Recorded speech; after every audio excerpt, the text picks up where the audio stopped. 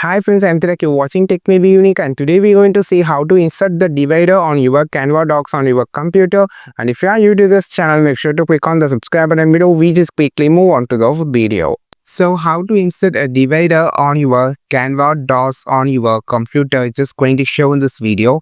To insert divider, for an example, just need to insert divider after this table. So first of all, click on this here and click on this plus symbol. It's called quick action. And now you just search as divider here. So just after searching as divider, you can find this divider option. Just click on this. You have an inserted divider. So this is how you just insert divider. So I just going to customize this with some increasing in the text like 36, and also you just need to add another divider here. Just click on this plus symbol and just type as divider and just insert a divider.